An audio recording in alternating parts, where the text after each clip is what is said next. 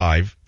We're gonna. And when does Kerry speak? When we play Swift Boats Are A-Comin', their sails are in sight. When does he get to talk? Is he doing it now? 5:30. Oh, that's what we're going to play. Swift Boats Are A-Comin', their sails are in sight. Idaho, Chris, you're up on the Savage Nation. Go ahead, please. Hello, Dr. Savage. I'm a big fan. I was don't blame always wondering what you were mentioning earlier about San Francisco. But why is it that it seems that the liberals overrun the beautiful cities in our country?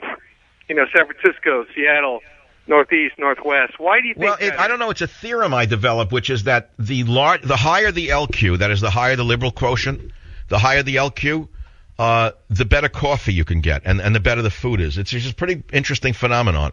Like if you go across the bay here in San Francisco to Berkeley, they have wonderful food, and it's overrun by the most despicable politics in America.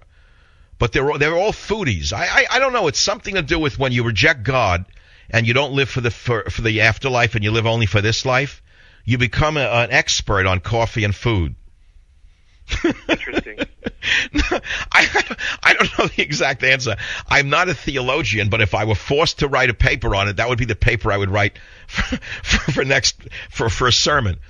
Because it's actually true. In other words, the people who live for the next world and the next life and live for the hereafter, they're actually willing to put up with very slim things in life. And they don't care. You give them a cup of coffee, they're happy.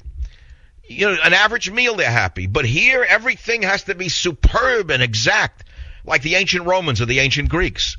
They were experts at food and cuisine and sexual behavior because they didn't believe in a hereafter. They lived in the here and now. I guess that may be a partial answer.